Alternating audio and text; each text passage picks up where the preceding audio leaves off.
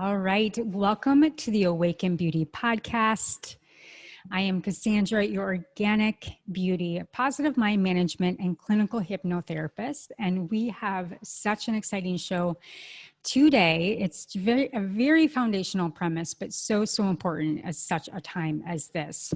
And as a self-development junkie, super learner, and entrepreneur that lives to create products and experiences, I do not even want to think about how much time, money, and effort I've spent on books and seminars and masterminds, you name it, all the bright and shiny objects, that I thought I needed to activate my true identity, my true genius, to bring success into my life.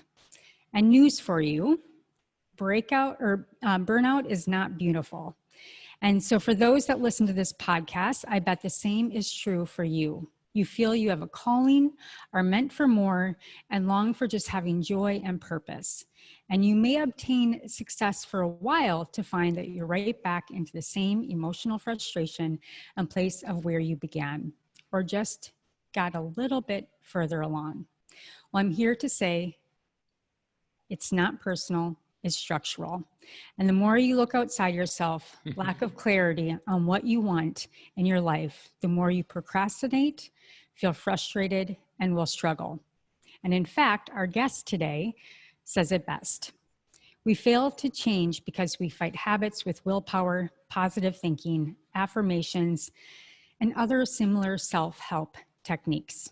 So to capture insights on how to break this mold, I am so honored to have prolific writer and true creator, Robert Fritz, on the Awaken Beauty podcast. Now, Robert and I share how the structure of self-development ironically causes people to more than likely not change. So I have to say, Robert's insights planted a sapling seed that has taken root and grown an entire new blossoming way of how I empower my current Life in Bloom coaching program. And you'll learn why here today on the podcast. So a little bit about Robert. Robert began his career playing music and studying and teaching musical composition. He began to see that the structural principles that are so much a part of a composer's art have profound importance when applied to human development. It is from these insights that his structural approach was born. And at the same time, Robert began to see that the very same process that creators use to create could be applied to the way people live their daily lives. That is, it is possible to approach the life of building process in the exact same way. So aside being an accomplished composer, filmmaker, and writer, he is also an organizational consultant for some of the largest companies in the world. His first of many top-selling books is The Path of Least Resistance, and became an international bestseller, in which we will start our conversation today. So Robert Fritz, thank you so much for being on the Awaken Beauty podcast. It is truly an honor. Thank you for your kind words. Thank you. Yes, absolutely. You have written The Path of Least Resistance. You've also written the book Identity, and, being in the health and beauty industry, on one part, I'm in the beauty industry and I'm constantly working with women's identity. And oftentimes we grow up, I think Joe Dispenza says it best, we're 35 and we're just repeating our day every day. And then we move into your other book, The Path of Least Resistance, in which, at that same concept, 35 and older, we're most likely working out of the wrong path of least resistance versus looking at how we really truly are a part in nature and that we replicate nature in the path of least resistance, but we fight it. So I want to welcome you on and just kind of start us off on how you, maybe starting with the path of least resistance, setting us up on what the main premise is and why it's so important, especially during coming out of COVID, why we have an opportunity to really step into the different lens of path of least resistance. Well, it begins with three important insights. And the first one is this, that energy always moves along the path of least resistance. Mm-hmm. So I'm using the scientific version of it, not the colloquial version, the easy way out. And this is physics. That's all energy can do, is move along the path of least resistance. Mm-hmm. The second insight is that the underlying structure of anything will determine that path of least resistance. It's the riverbed that determines where the water flows. And the third insight, which is the one that gives us all hope, is that we can change the underlying structures we're in. So if we're in a structure that leads us to places we don't want to go, there's a possibility that we can change the underlying structure and thereby change the path of least resistance, thereby set it up so that in fact we have more of a chance of accomplishing those things that matter most to us. Yeah, absolutely. And, you often talk about, how we are either in a place of oscillation or in going into advancement. And I really love the example that you used with the rocking chair. And, I think a lot of people can attest this is how they feel in life, and so maybe you can kind of set up, the reality of where Yeah. most of us live in that space of oscillation. Well, it's not just a feeling, it's usually history. In other Yeah. words, an oscillating pattern begins with you set out for something and maybe you do whatever it takes, you accomplish it, you have it for a period of time. And then in the story, there's a reversal. And at the end of the story, you no longer have what you want. And it's not a good ending. It's not like you buy a house and you sold it for a better house. This is not that kind of story. This is like the great relationship that didn't last or the business success that turned into a failure. It is a common pattern in people's lives. Now, there are two patterns. One is an advancing pattern. You set out for something, you do what it takes, you accomplish it, and that success then becomes the platform for future success. And that's the pattern we want, that we create things and we create other things and we create other things. Mm-hmm. So years ago, I was on the phone with somebody and they were telling me about how I had asked them about their relationship, because when I last talked to them 6 months before, they had just gotten into a new relationship, which they were all excited about. And okay, well, now the relationship was over and what happened? And so what happened for me, I was sitting at my desk and I started jotting down the steps that he was telling me. I didn't have anything in mind. I just kind of had nothing to do. So I was just writing the steps like a storyboard for a film or something. And then when I looked at it, I saw, well, every step logically led to the next step, led to the next step, led to the next step, led to the next step, led to the next step. And so what I did was I abstracted from that story a general pattern. And then I asked him, look, tell me about another time when you set out for something, you had it for a period of time. At the end of the story, you no longer had it. And don't tell me what it is, but I will ask you questions. And the questions I asked, did you do step one? Yes. Did you do step two? Yes. Did you do step three? Yes. And on it went. And he did every single step in that second story that he'd done in the first. And then I checked it out with 5 or 6 other stories, and he had done every single step. And I thought, well, I'm really onto something here. And so I started doing the patterns of everybody I knew just to try to test this thing out, and realized that for most people, there are two patterns. And one is oscillating and the other is advancing, and they're very specific to the person. Now, just to really cut to the chase, over all these years, what we've discovered is the reason that the oscillating pattern exists is because people have various concepts, various belief systems. Now, this is not about negative beliefs. This is not about positive thinking. It's not about having the right beliefs. It's about leaving your beliefs and concept at the door, because in the creative process, it doesn't matter what you believe. Mm-hmm. Now, people in what I call the belief business, they Yep. they really are in the belief business. What their major action is conversion. They Mm-hmm. want everybody to believe the right things. What the idea is that if you believe the right things, everything will turn out right. And if you don't believe the right things, they won't. In the creative process, the history of the arts, for example, and also science and technology, it doesn't matter what you believe. There are people who believed all kinds of stuff. There are people who have had high self-esteem and mostly low self-esteem and have been tremendously accomplished. And I really think that the people in the self-esteem industry have never read a biography of successful people, because if they had, they would understand that most of these people had low self-esteem. We have a list in the identity book of all of these various people, Mother Teresa, Churchill, Yep. a lot of rock stars, you know, on and on it goes, who had low self-esteem. Now, why is it so that they could have low self-esteem and be so successful? And the reason is because what they thought about themselves didn't matter. What did matter is how well they created the outcomes that they wanted to create.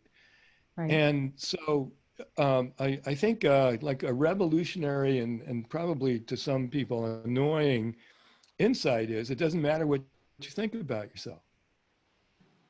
I want to say something about the beauty industry that you're in, because there's two ways of thinking about it. And I think one of the ways can really work well and the other way can't. One way is what we see for a lot of professional actors and actresses, because I'm a filmmaker and I hire actors and actresses. And particularly for romantic leads, their looks really do count. For character actors, not so much. The thing about it is, for those actors and actresses who are really professionals, they don't think about their looks as being a matter of personal identity.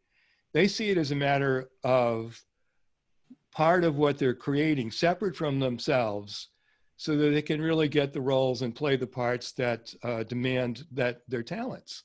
Right. And one of the ways of thinking about beauty is, you know, you're not your looks. And as a creator, you can make your looks, you can think about your looks as a creation, the same way a painter would think about a painting, separate from you. If you can separate yourself from whatever, you know, beauty or cosmetic or visual presence you'd like to have, you're free then to think about, well, this worked, oh, that didn't work so well, you know, maybe this is good, maybe that's good. So this is, I think, an important principle for the folks that you work with. Yeah, I love where is you to not took take that. your look personally. Right. And it's, you know, the demise and as a creative being and as a business owner, as a colorist, as a stylist behind the chair, you know, we really look at the individual as a piece of art. You know what I mean? And we get to be in a partnership in being able to create more chosen identity, whatever that is, whether it's a different hair color or a sassy new cut. But, you know, what I find is that when we want to make it's when we want to create a change, when women create a large change in their life, it's not out of inspiration and what you're talking about here. If somebody comes in and a woman wants to cut their hair really short, and I just sense, you know, that sixth sense, it's usually out of a trauma, or it's wanting to create a different identity because they no longer want to be the old identity, out of wanting to run from that sense of space, time, and situation, versus what you're talking about is it doesn't matter what you think. It's not personal. It's not who you are. Being in creative spirit, you just get to create it because you want to, because you enjoy being in this space of being a creator.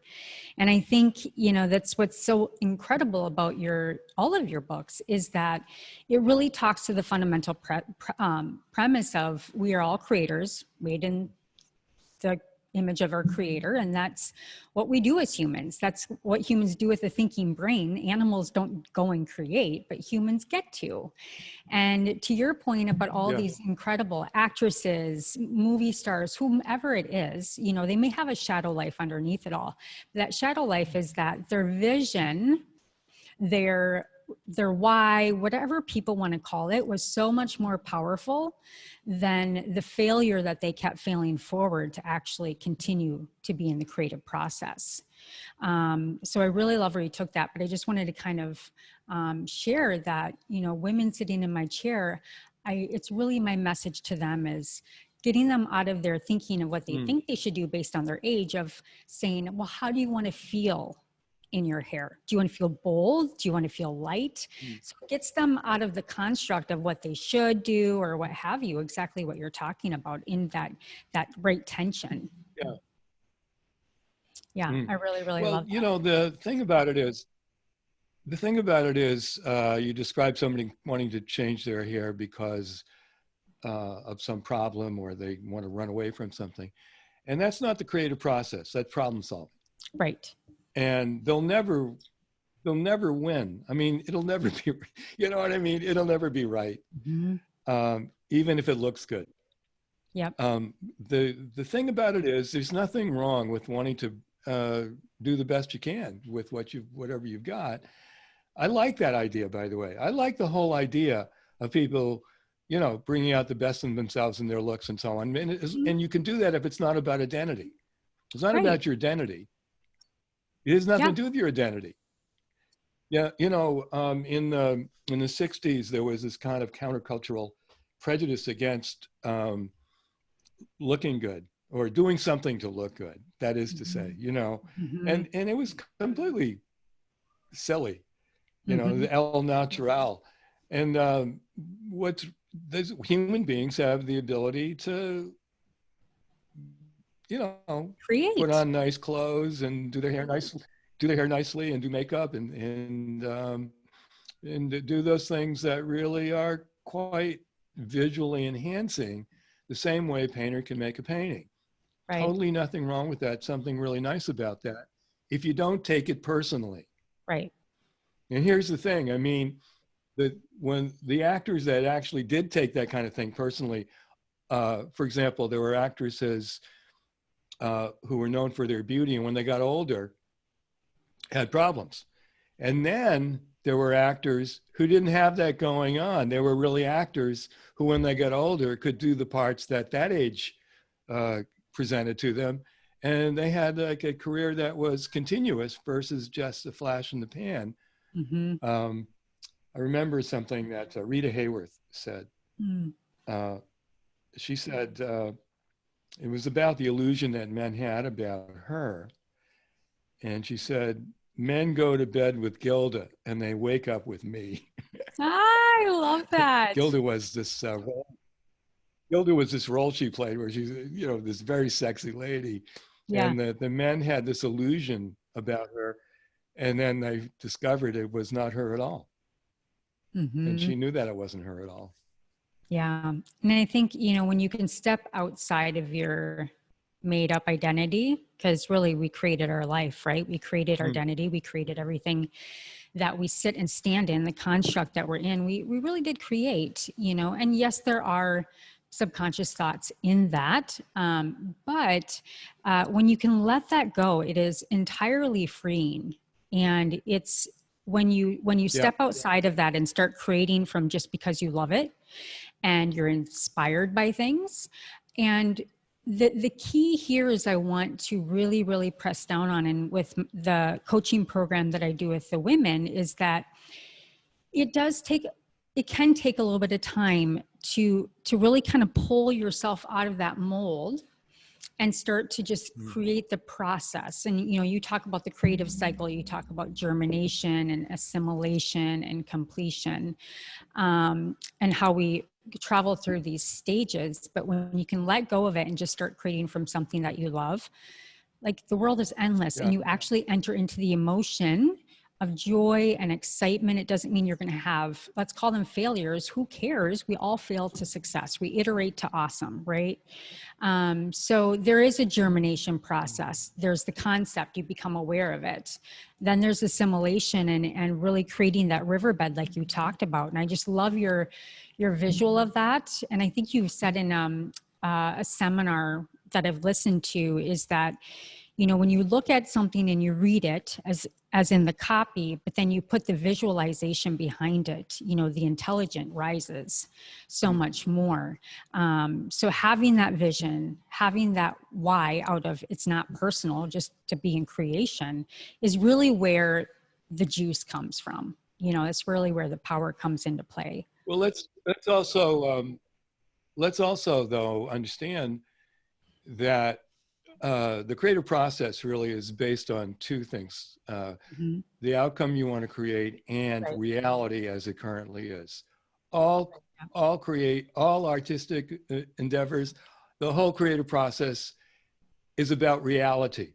Mm-hmm. It's not about your attitude, by the way. So Mm-hmm. the American thing is to think if you change your attitude, everything will be okay. And Right. so we spend a lot of time thinking about our attitude. Do you know the show Chopped? It's on the Food Network, Yes. and they have four chefs that are competing, and then they make the or starter, and then one of them gets chopped, and then there's three, and then one of them gets chopped, and then there's two, and one of them gets chopped, and then there's the final winner. Mm-hmm. And so often on the show, uh, the people that get chopped complain that it wasn't that they didn't cook as well as the other folks. It was they didn't have the right attitude. Going into it, they interview these chefs and they say, well, if I'm going to win because I have the right attitude. And it's always about, because I really think I can do it. And, it's all about attitude, attitude, attitude. And the show is really about skill. It's not about attitude. It's all about skill. Yep. Now, there was only one guy I saw that said I lost because my competition was better. And he was French. All the Americans were about attitude. And I Mm-hmm. think this is where we go wrong. Look, it's really simple. Reality, you don't have to actually let go of anything if you are in reality. Right. And in reality, you're not your looks, you're not your hair color, you're not you're not your clothes. Those are things that you can have, and you can't be what you have. Right. And so knowing that knowing that you're not those things makes it easier to separate yourself from all of these things that then become available to the creative process. Mm-hmm. So there isn't like a giving up so much as there is getting in touch with reality, how it actually is, and you're Yes. actually not your hair color. Yeah. Yep. I mean, would you be the same person? Here's the test. Would you be the same person if your hair was brown or white or blue or red or yellow? You see what I mean? Precisely. It's like you're still the same person with a Precisely. different color hair. And that's Period. what I really love about the frankness and the honesty with going back to, with the best of intentions, Robert, the self-development industry. And everybody's kind of coming out Yeah. of working out of their woundings, and they had something that helped them. And so they put the facade of mindset on it. And then we just walk around and we're like, you don't have the right mindset. It's all about mindset. Well, really, what is mindset? You know, you're Mindset's mindset's the same as mindset's the same as attitude. It means the same exactly, thing, exactly. right? You're taking somebody else's Yeah. But concept here's the of what thing works for them. yeah. But here's the thing that is some of the limitations of the self-help world and human potential movement is that Mhm. it tells people to focus more and more inwardly, and so they become self-obsessed. Yep. And what we're doing is we're telling people, don't think about yourself. It doesn't matter what you think about yourself.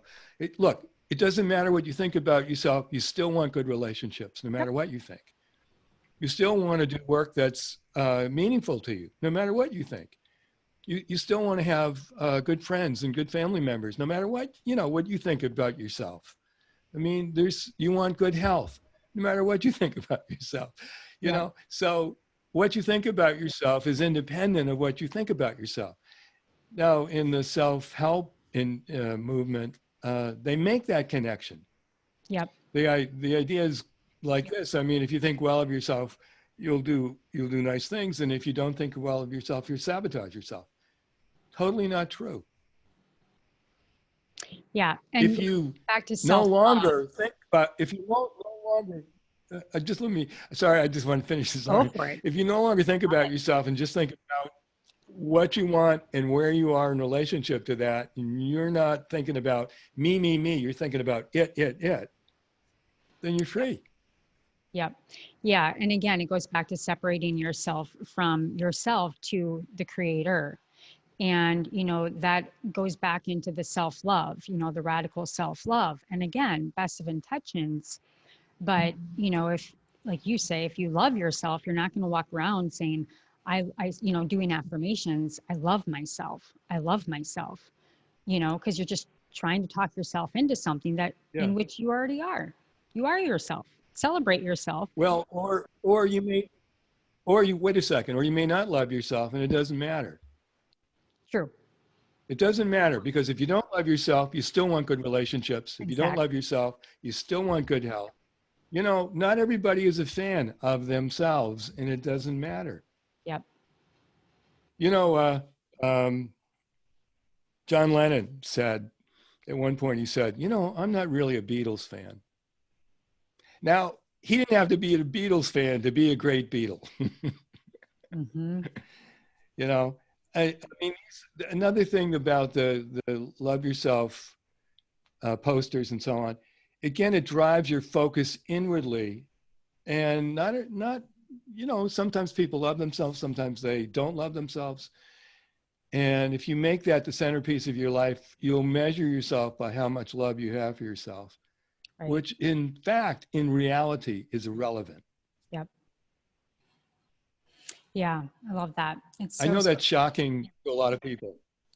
it really is. But when you can start to step out of the construct of being so selfishly thinking and to really step into that new reality, it's very freeing. And whether that's, it You just, know, I would describe it a bit differently.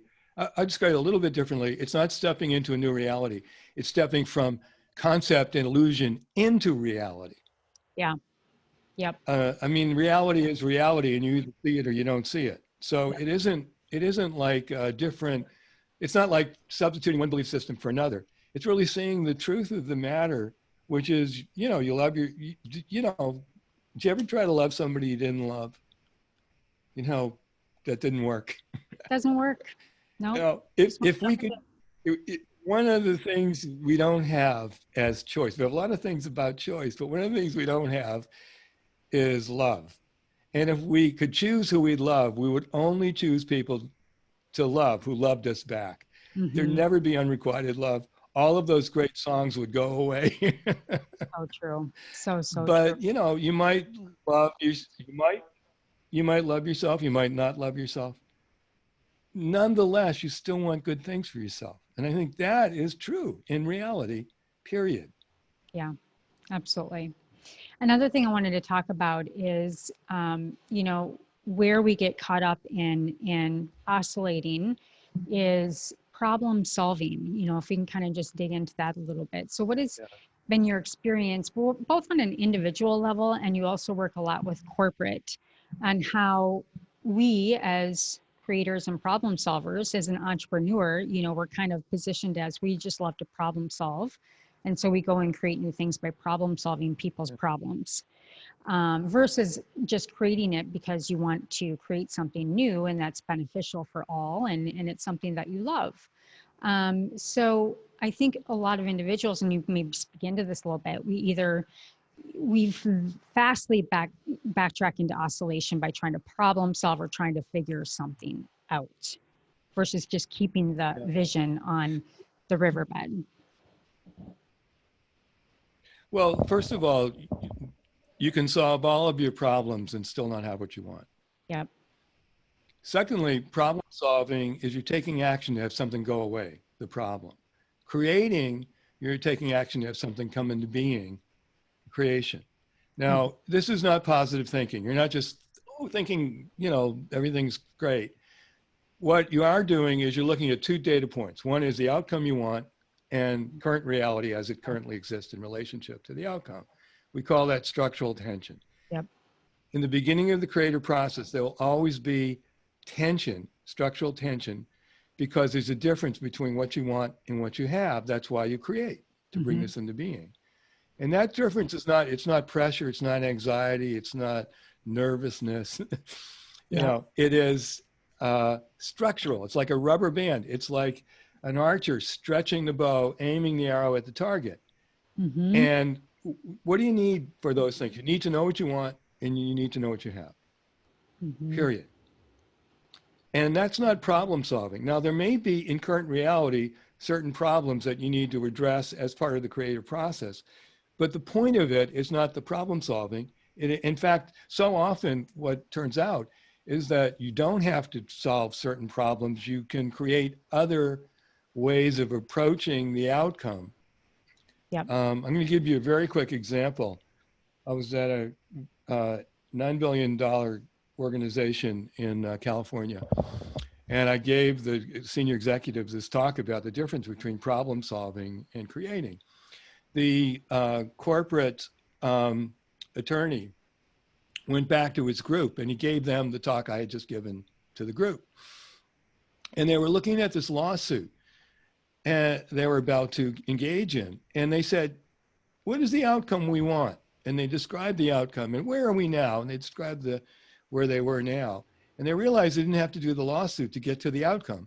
And it saved them. He told me this story later. It saved them something like $5 or $6 million just by rethinking the whole premise, starting instead of what's the problem we want to get rid of, what's the outcome we want to create. And for everyone who's watching this, I think no matter what the problem is, the first question you ought to ask yourself is, what's the outcome I want to create? An absence of the problem is not the outcome. It's like, what do you really want? You know? And then where are you now in relationship to that? The good, the bad, and the ugly. Don't just include the bad. It should be the whole, you know, whatever is relevant. And then you've got the premise. Then you can, from that structure, you can begin to take action, strategic action that enables you to move from where you are to where you want to be. Can you say a little bit more? By the way, is the essence of the creative process. Exactly. Absolutely. What would you like me to say? Well, I was just going to go into if there's anything that you can include in there as far as how the primary and secondary choices kind of can support each other in that process. Yeah, that's a very good point. The primary choice means first. It means this is the outcome we're trying to achieve. And in order to accomplish that outcome, there might be several secondary choices that we need to take to support the outcome. If we didn't have the outcome, we may not take them. For example, exercise. You know, a lot of people don't like to exercise. As a primary choice of optimal health, they might in fact exercise, eat the right diet, and do a number of things that if they weren't connected to the outcome they wanted to create, they wouldn't do. Right. So the key to discipline really is the relationship between these strategic secondary choices in relationship to the primary choice. And that's, again, if we set up structural tension, as we're moving from where we are to where we want to be, there might be a series of these secondary choices that we make. And by the way, when I call them secondary choices, they're really choices. Right. You don't have to do them. A choice means you can do it or not. Obligation means you've got to do it. Choice means you can do it or not. But you choose to do it, and it's not a trade-off. You actually strategically choose to do it because it supports a higher order desire, which is the outcome that you want to achieve. Right. Focus. Focus is your reality. Focus creates your reality. It's great. And, you know, stepping into the last 6 months for you, Robert, can you say a little bit, you know, this is the Awaken Beauty podcast, on anything from your previous work or new work that has inspired you as to what you've awakened to just through this process of really watching a global shift and watching as many individuals are having to recreate who they want to be. Well, one of the things that I think we can observe is that I guess, you know, you could say for me, it was a discovery or weird thing to find out. I always thought that survival was people's most prime instinct. Right. And then we watch all these people gathering together without masks and not social distancing and getting sick, I mean, really getting sick. And you got to scratch your head and say, well, wait a second. For some people, survival is not their most important instinct. Identity is. I mean, almost always these things are based on identity. No one's going to tell me to, this kind of crazy thing. I mean, people really are getting sick. Reality is that there's a pandemic going on, period. You got to acknowledge that. Step one is to acknowledge that it's a pandemic and it's dangerous. And if our primary goal is survival, in many ways, we're powerless to change the situation we're in. I mean, we can't sort of, on our own invent the vaccine or change the world. So we really have to understand that as that's now the canvas upon which we're playing. It's not good to ignore reality. Oh my And gosh. we all know what the logistics should, the logistics are really simple, social distancing, physical isolation, wear a mask, wash your hands. These aren't really difficult things. They Mm-hmm. really aren't. And what leads to them is survival. No, last week, we have, again, averaged around 1,000 deaths a day. Mm-hmm. And last week, Canada had none. Wow. Now listen, Canadians and Americans are pretty close in lifestyle. Mm-hmm. It's not like Canadians are completely different than Americans, or Americans are completely different than Canadians. We're not exactly the same, but we're pretty close. Right. And, but the Canadians really did all of the things they needed to do. And we're running around, some of us, I was thinking about that 400, was it 450,000 motorcyclists came to that little town in North Dakota? And, yeah. And that actually has it's been a super spreader event. And, you hear these folks, well, I'm going to really, and it's like, oh my God. So when you ask me what I've discovered, human beings can be weird, especially Americans. That is so funny. Come on, guys. Well, and you could paint it up to how people want to stand their ground for COVID based on their beliefs or how they want to position themselves. But you make a very, very valid point. I mean, because it is. Let's see them do that. But wait. Let's see them do that against gravity. Jump off a building and let's see how well it works. Wearing a mask or not. Let's see if, in fact, you go up, you go stay right there, or you go down. I mean, physics wins. Mm-hmm. Yeah, well, I think that through the test of time, whatever era that you want to go back to and whatever kind of crisis somebody is in, they're going to stand their ground on what they believe in, which is their identity. And, that goes back to the beginning of the show and really talking about, I understand your point about you are not who you think you are and your identity is your identity, but we make our identities through, there are influences from subconscious belief sets, patterns, different cultures that we're in, all of these things that, to your point, it's not stepping out of that and into reality, it's waking up to reality. And starting to come from a place of choosing to create versus problem solving, or, all of these oscillating patterns that we have in our life. And this is what led me to your work and why I love it so much, is that it's very, very obvious if we're working out of that structure, or if we're so passionate about being human and stepping into our human birthright of we are creators. And there's such beauty and magnificent and incredibleness in that. And sometimes it's dark because humans are dark too, right? But it is what is. And it's a very, very stark reality and truth. And, I'd rather live a life in flow in the path of least resistance than the path of least resistance back to old patterns or old ways of thinking or things that you've been told who you are or what you are. To me, I wanted to have you on because we're at such a point, especially globally, whatever that is, anytime in our life, we're at a point where we can truly wake up to reality. I'll say it in that sense, not step into reality, but wake up and become conscious of what our powers are, no matter how many times you fail. The tension should always be I on mean, what you love. Go ahead. one of the things that is important to know in terms of desire is that not all desire is created equally. So, you know, as human beings, we have instincts, impulses, reactions, fears, obsessions, stress, Right. and that can lead to kind of a disorientation or confusion. Yes. And this is why, you know, when you see these kids going to bars, you know, they spend all this time trying to get to the university. They go to the university, and then they go to a bar. Mm-hmm.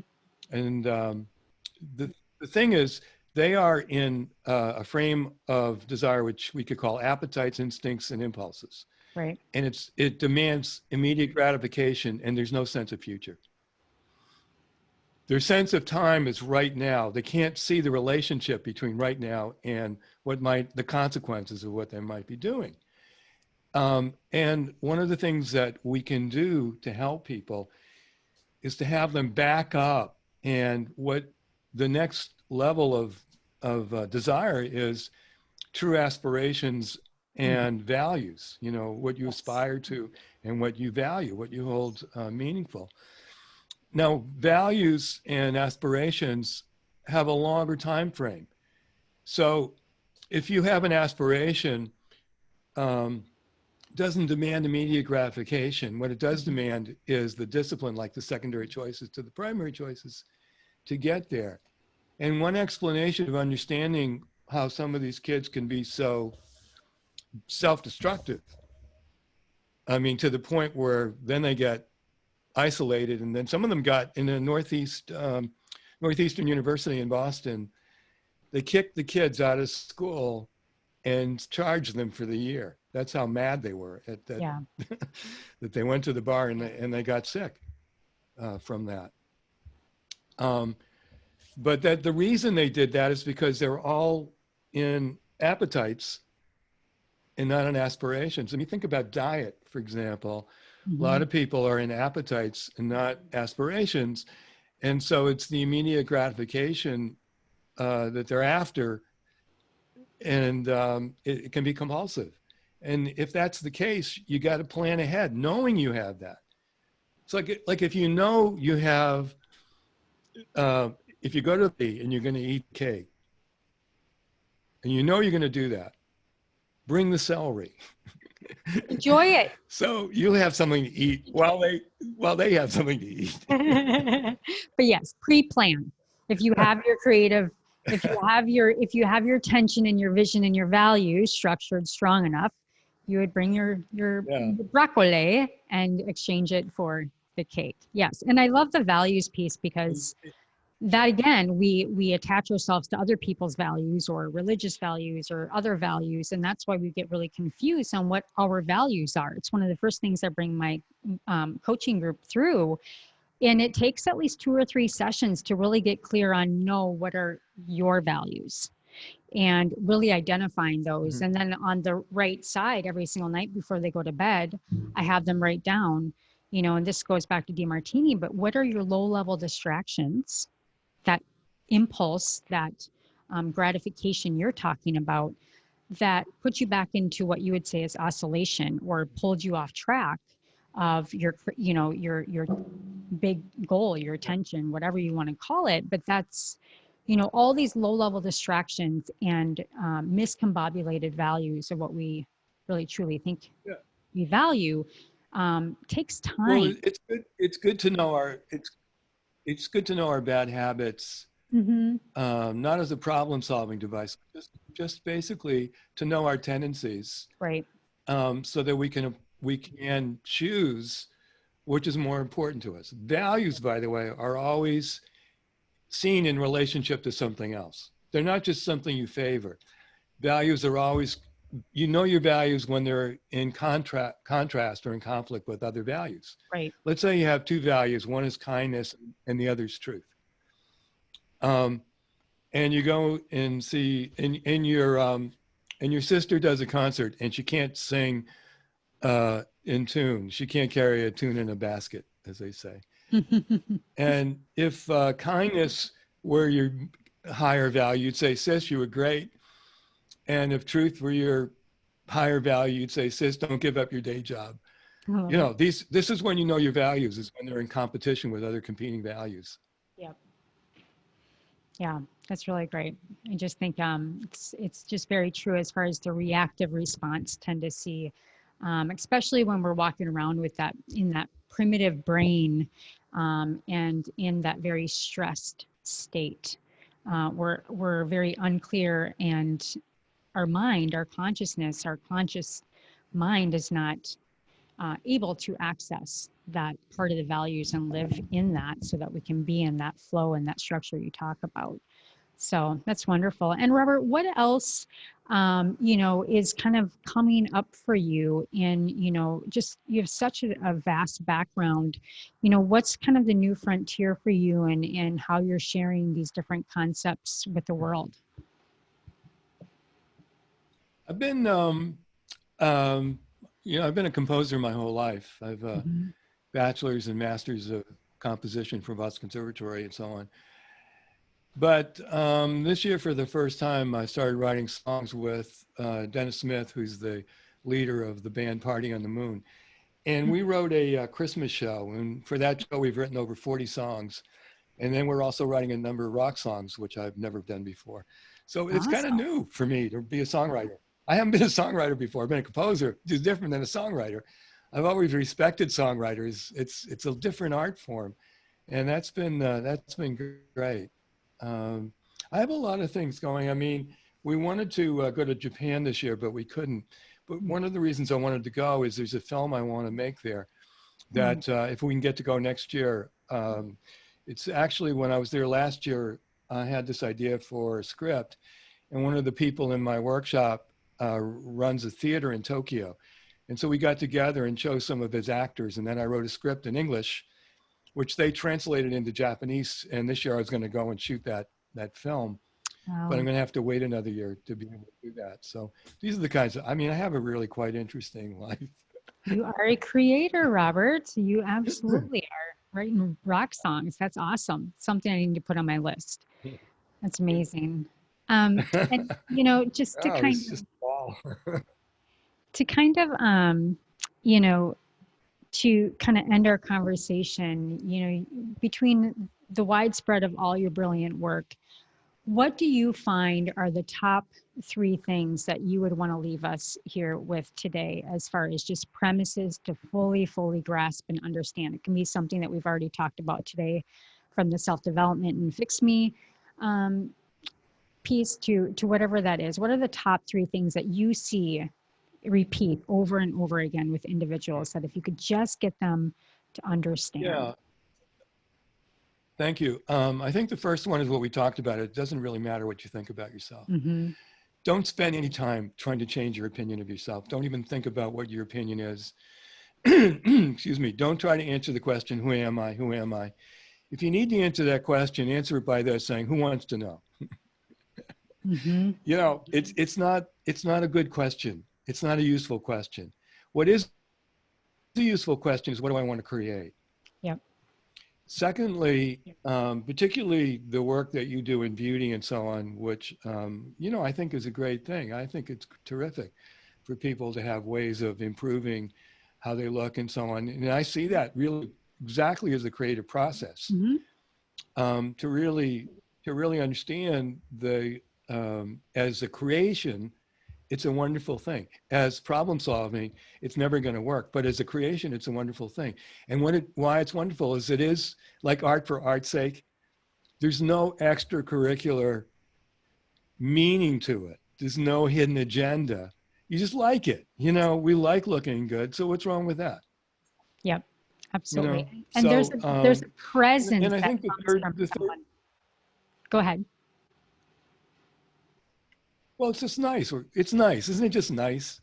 Well, there's also, what I mean? It doesn't have to be there's anything better. That comes to somebody. It doesn't have to be any. Yeah, but it doesn't have to be any better than you like it and it's nice, Right. because it is nice. Exactly.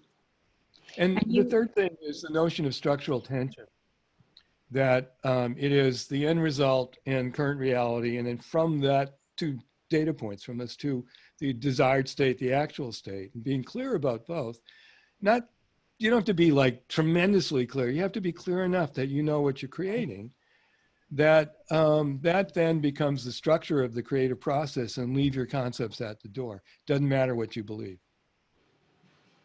love that. And that's really what I want to encourage everybody to leave with today, is to really start to look at what do you want to create? You know, what do you want to create just because you love it? And you, when you're from this place and just spend time in that, things come to you. The vision gets bigger. But if we don't have a vision, or we don't know where we want to go in life because we're not choosing it, then we will get up every morning and we will oscillate, and we will fumble around on social media, and we'll attach to other people's ideas or visions for our life versus creating our own. And that's what I really love about your work, because it's so, it makes it not personal. It's not personal. Yeah, You know, we're here to have fun, it's not enjoy all the colors of the rainbow, write rock songs like you.